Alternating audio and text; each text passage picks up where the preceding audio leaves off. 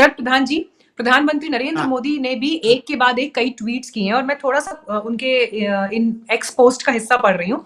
If the Congress and its हाँ rotten ecosystem think their malicious lies can hide their misdeeds of several years, especially their insult towards Dr. Ambedkar, they are gravely mistaken. The people of India have seen time and again how one party led by one dynasty has indulged in every possible dirty trick to obliterate the legacy of Dr. Ambedkar and humiliate the SC/ST communities. The list of Congress sins towards Dr. Ambedkar, उन्होंने point out की है ये list, जिसमें उन्होंने कहा getting him defeated in elections not once but twice, Pandit Nehru campaigning against him and making his loss a prestige issue, denying him a Bharat Ratna, denying his portrait a place of pride in Parliament Central Hall.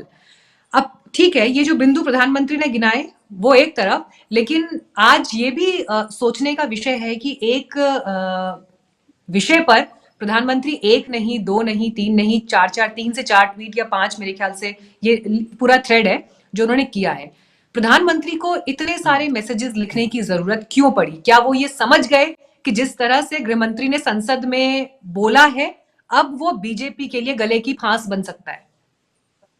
बिल्कुल सही आपने पकड़ा है, बिल्कुल वजह, वरना तो प्रधानमंत्री तमाम इंपॉर्टेंट चीजों में सिवाय वोट की राजनीति के अलावा उन्हें और कुछ नहीं सोचता है.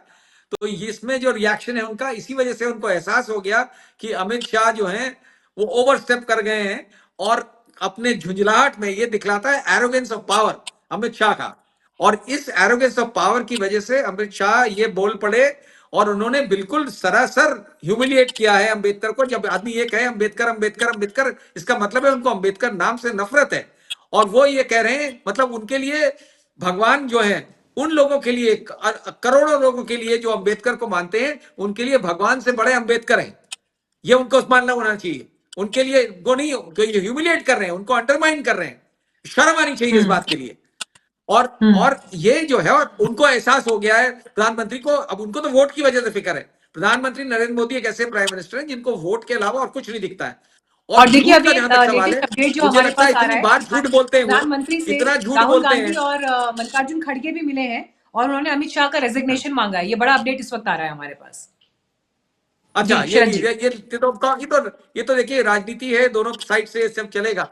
लेकिन जहां तक झूठ का सवाल है, उन्होंने कहा है lies of Nehru and their family. उनको ये भूल जा रहे हैं कि अगर ये लाइज में कोई अगर एक्सेल करता है इस देश में, तो वो प्रधानमंत्री नरेंद्र मोदी. इनकरेक्ट इंफॉर्मेशन देने में उनके बराबर उनका जवाब नहीं है.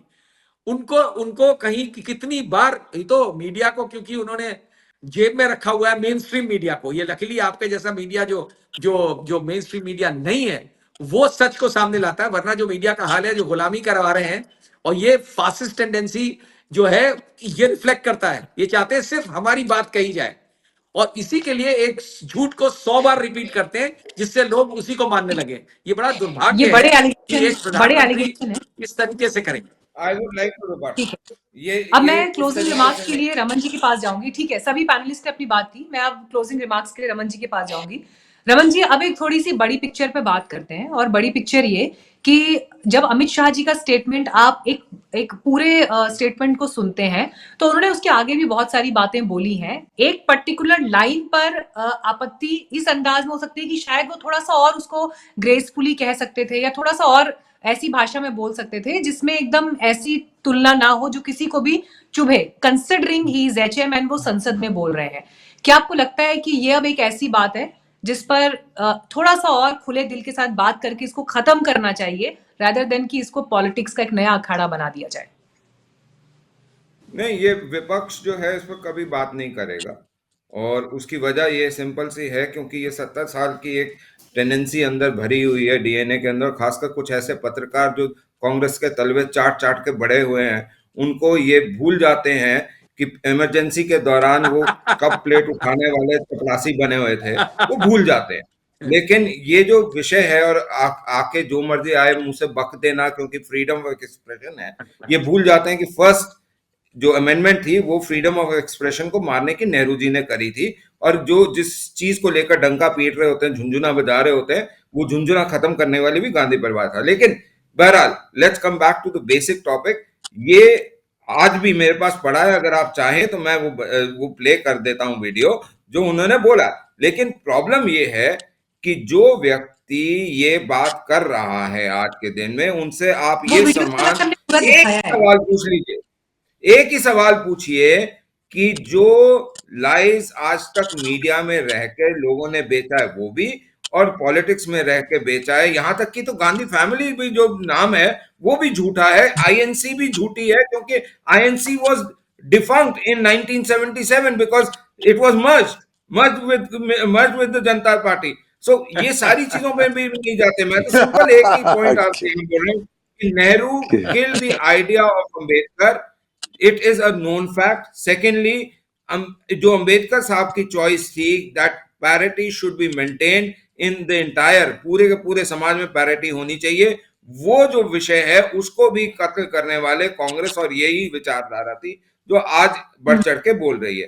तो मेरे को नहीं लगता कि they have any legal, moral और ethical standing to talk about this, और खासकर वो लोग जो अपने आप को इस पूरे सिस्टम के दौरान अपने आप को बनाते रहे। ठीक है, जो ठीक है। इतिहास को लेकर के अपने भी गलती करेंगे वही करेंगे। अगर नेहरू ने करी तो ये भी वही कर रहे हैं, बस बोल रहे हैं उन्होंने करी तो हम भी करेंगे, इसमें क्या बुरी बात है।